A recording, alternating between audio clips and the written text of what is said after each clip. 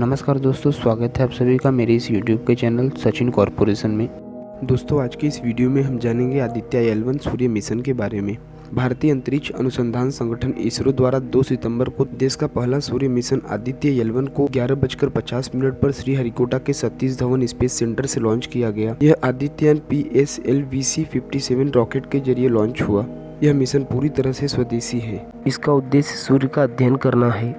इसरो के मुताबिक आदित्य L1 अपने साथ फोटोस्फीयर, क्रोमोस्फीयर और सूर्य की सबसे बाहरी परत कोरोना का निरीक्षण करने के लिए 7 पेलोड ले जाएगा। इनमें से 4 पेलोड सूरज पर नजर रखेंगे और बाकी 3 L1 पॉइंट के आसपास का अध्ययन करेंगे।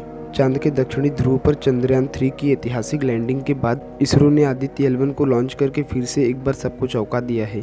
आदित्य L1 लॉन्चिंग के ठीक 125 दिन बाद L1 पॉइंट तक पहुंचेगा। यहाँ पहुंचने के बाद यह बेहद अहम डेटा भेजना शुरू कर देगा। हम आपको बता दें कि L1 पॉइंट यानी लैग्रेंज पॉइंट यह चर्चा में इसलिए है क्योंकि आदित्य L1 को इसरो द्वारा L1 पॉइंट में स्थापित किया जाएगा। बात करें इस पॉइंट की तो यह अंतरिक्ष में वह स्थान है जहां 2 पिंडों के गुरुत्वाकर्षण बल का प्रभाव नहीं होता, जिससे वहां भेजी गई कोई भी वस्तु वहीं स्थिर हो जाती है। इन बिंदुओं का उपयोग अंतरिक्ष यान द्वारा स्थिति में बने रहने के लिए किया जाता है, जिससे आवश्यक ईंधन की खपत कम हो जाती है। सूर्य और पृथ्वी प्रणाली में L1, L2, L3, L4 और L5 जैसे कुल 5 लैग्रेंज पॉइंट हैं। इन 5 पॉइंट में से 3 अस्थिर और 2 स्थिर हैं। इन 5 पॉइंट का नाम इटालवी फ्रांसीसी गणितज्ञ जोसेफी लुईस लैग्रेंज के सम्मान में रखा गया है। पृथ्वी से 15 लाख किलोमीटर दूर स्थित L1 पॉइंट से कोई उपग्रह बिना किसी ग्रहण के सूर्य का अवलोकन कर सकता है। आदित्य L1 मिशन सूर्य का अध्ययन करने वाला पहला अंतरिक्ष आधारित मिशन है। इसे लैग्रेंज पॉइंट तक पहुंचाकर उसके चारों ओर की कक्षा से सूर्य यानी जिसे आदित्य भी कहते हैं उसका अध्ययन करना शामिल है।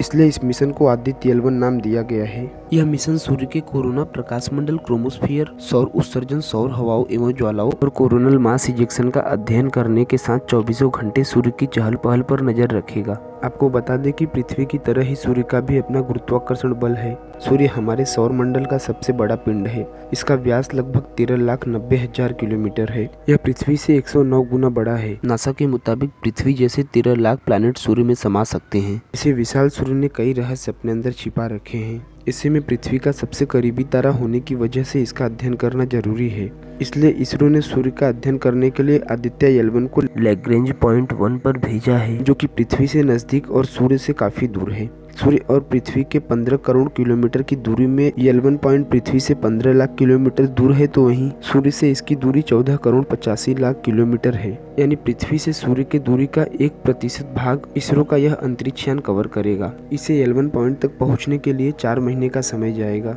अमेरिका, यूरोपियन यूनियन और जर्मनी के बाद अब भारत भी सोलार मिशन में सफल होने जा रहा है। L1 पॉइंट सूर्य और पृथ्वी की सीधी रेखा पर स्थित है।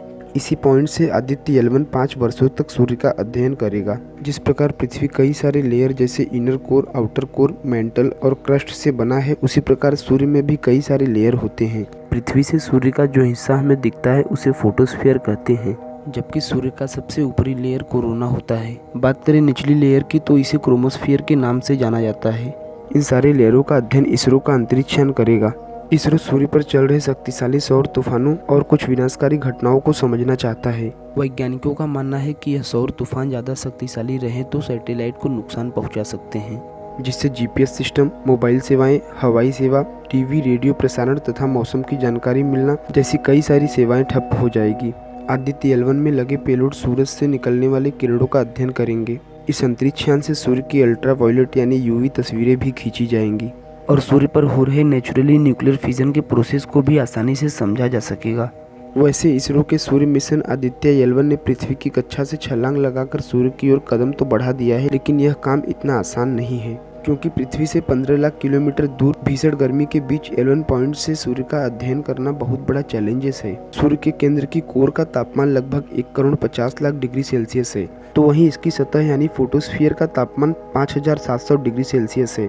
लेकिन सूर्य के चारों ओर उपस्थित इसके वायुमंडल, जिसे कोरोना कहते हैं, इसका तापमान इसकी सतह से बहुत अधिक है।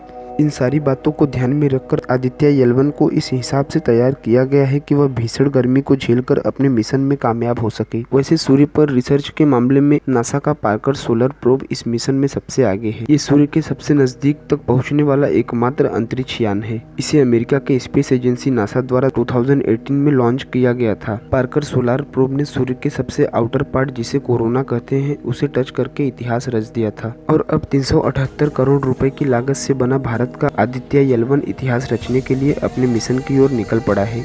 और इसरो की तरफ से अब यह पता चला है कि आदित्य L1 ने पृथ्वी, चंद्रमा और अपनी तस्वीर भेजी है, जो कि साफ साफ यह बयां कर रही है कि यह खैरियत से अपने मिशन की ओर आगे बढ़ रहा है। आज के इस वीडियो में सिर्फ इतना ही। कमेंट करके बताएं वीडियो कैसा लगा, शेयर करें।